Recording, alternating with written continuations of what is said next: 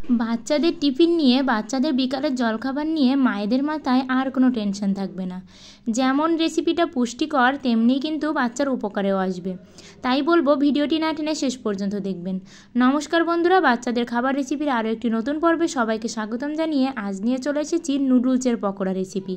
আর এত নুডলস দেখে ভয় পাচ্ছেন? আসলে আমরা সবাই মিলেই খাবো। এটা শুধু ছোট না, ছোট বড় সবাই মিলেই চায়ের সাথে জলখাবারে ভীষণ মজার একটা খাবার কিন্তু এটা।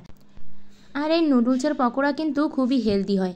আর এমন হয় যে নুডলস রান্না করে বাচ্চাকে খাওয়াতে খাওয়াতে বাচ্চারও কিন্তু একটা একঘেয়েমি ভাব আসে। তাই বলবো একঘেয়েমি ভাব তাড়াতে আর বাচ্চাকে এরকম সুস্বাদু পুষ্টিকর খাবার দিতে অবশ্যই এই রেসিপিটি ট্রাই করবেন। আর বাচ্চাদের টিফিনের সময়ও আপনারা এই খাবারটি দিতে পারেন। নিত্য নতুন টিফিন বানিয়ে দিলে তাদেরও কিন্তু ভালো লাগে, তাদের খাবারের প্রতি একটা আকর্ষণ জন্মায়। শুরুতে আমি নুডলসগুলোকে জলের ভিতর দিয়ে সেদ্ধ করে নিয়েছি। এবার ঠান্ডা জলে ভিজিয়ে নিয়ে আমি এখানে জল ঝরিয়ে নিয়েছি।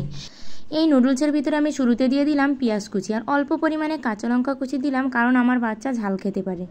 আর তার ভিতরে আমি দিয়ে দিলাম একটা ডিম আর পরিমাণ মতো লবণ হলুদ। এবার এটাকে একটু ভালো করে মাখিয়ে নেব।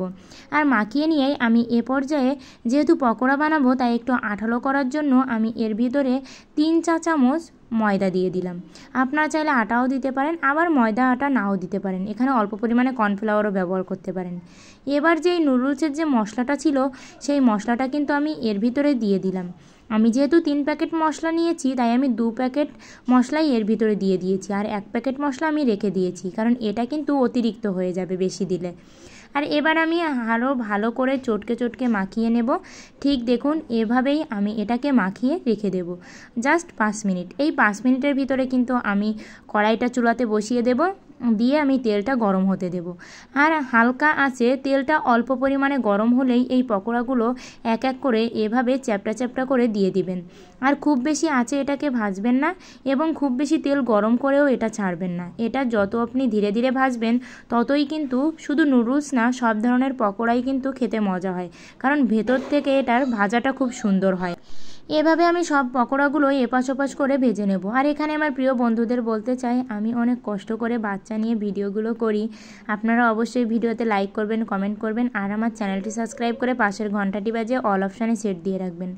তাহলে আমি যখন এরকম বাচ্চাদের জন্য নিত্য নতুন টিফিন আইটেম, নিত্য নতুন পুষ্টিকর খাবারের রেসিপি শেয়ার করব, আপনাদের কাছে আগেই নোটিফিকেশন চলে যাবে।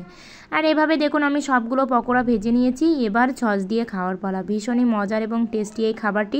অবশ্যই আপনাদের বাচ্চাদেরকে এবং পরিবারের সবাইকে বানিয়ে খাওয়াবেন। সবাই ভালো থাকবেন, সুস্থ থাকবেন। আজকের ভিডিওটা এ পর্যন্তই।